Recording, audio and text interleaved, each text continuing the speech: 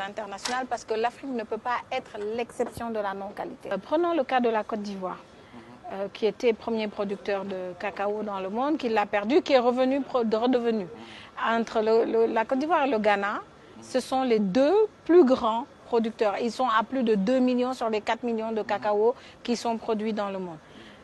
Et pourtant, c'est un petit pays, les Pays-Bas, qui n'ont pas un seul cacaoyer, ils n'ont pas d'arbres de cacao, qui aujourd'hui sont les plus grands transformateurs de cacao au monde, avec le chocolat, le beurre de cacao, tout ce qui est peut-être exploité au niveau du cacao. Et c'est eux qui tirent les revenus de cette chose-là.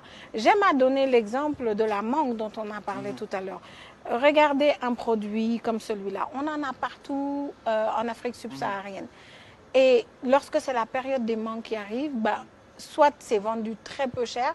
Vous allez en bord de route, vous allez voir toutes les femmes qui vendent la même chose. Ça pourrit au niveau et des marchés et des champs. Alors que qu'est-ce qu'on ne peut pas faire avec la mangue en valorisant, c'est-à-dire ne pas la manger brute comme ça, mais on peut faire le jus de mangue, le sirop de mangue, le nectar de mangue.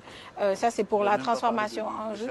Alors, je vous parle en plus de tout ce qui est la mangue confite, la mangue séchée, le chutney de mangue que les Indiens utilisent pour manger du riz et beaucoup de sauces.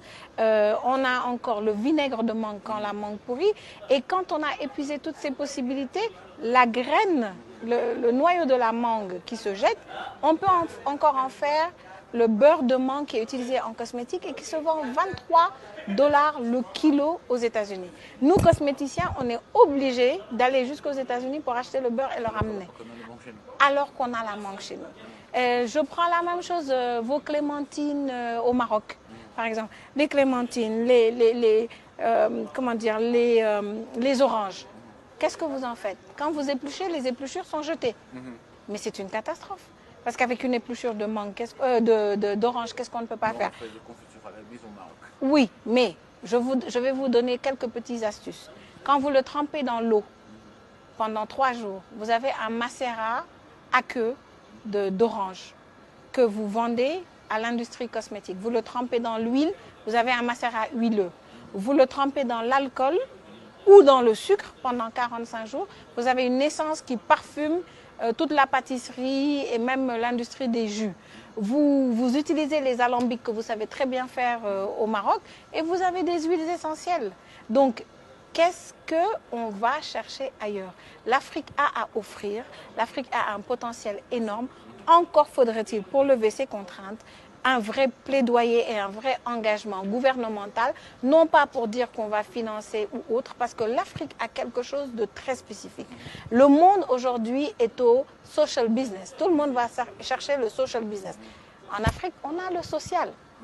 Toutes les festivités qu'on fait. Hier, je suis descendue à l'aéroport de Casablanca et j'ai vu tous les joueurs de basket accueillis avec le son le son avec des musiciens traditionnels marocains. Ça, c'est l'aspect social qu'on a. C'est l'aspect social qui fait que on va dans des mariages, des baptêmes.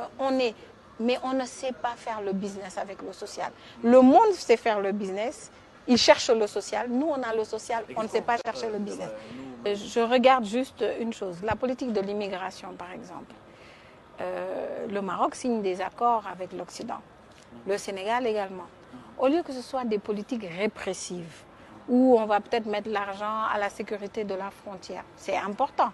Mais pourquoi pas cibler l'agriculture et se dire, on va essayer de financer des programmes où ces jeunes qui sont désœuvrés, qui n'ont pas accès à l'information, qui n'ont pas accès à la formation, on va leur prendre des rôles modèles, c'est-à-dire des gens qui ont réussi dans le secteur agricole, pour en faire leurs mentors.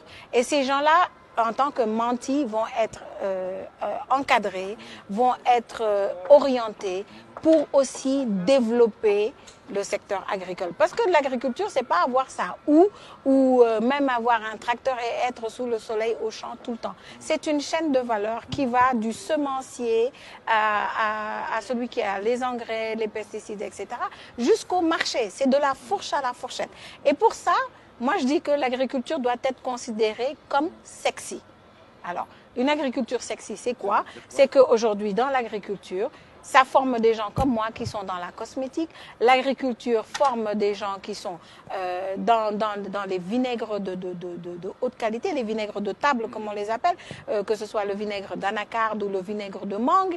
C'est encore un exemple que je vous donne. Ça fait des gens qui peuvent développer, encore une fois, la qualité dans toute cette chaîne de valeur. Et il suffit en fait que vous réussissez mieux des choses au Maroc que chez nous. On réussit d'autres choses mieux que chez vous. Pourquoi pas, au lieu de financer encore une fois ces politiques de répression de la migration, favoriser les échanges entre les jeunes, d'accord? Favoriser le mentorat, essayer de mettre en pratique, et pas seulement de la politique qui parle, mettre dans des pratiques très concrètes les choses. Parce qu'en fait, l'œil de l'entrepreneur est un œil qui est curieux, est un œil qui est différent, il est observateur. On n'observe que quelque chose qui nous est en général inconnu. C'est pour ça que les enfants, ils voient tout, ils s'émerveillent de tout. Ce serait la même chose de montrer des choses différentes et qu'on se dise « Oh, c'est possible en Afrique ». Mais tant que les modèles sont donnés à l'extérieur, que l'agriculture est considérée comme ne nourrissant pas son homme, en fait, le premier empowerment, le premier renforcement, c'est renforcer l'agriculture. Il faut que les gens se disent que cette agriculture crée de la richesse et non pas que cette agriculture n'est seulement qu'un facteur pour lutter contre la pauvreté. C'est ça la différence.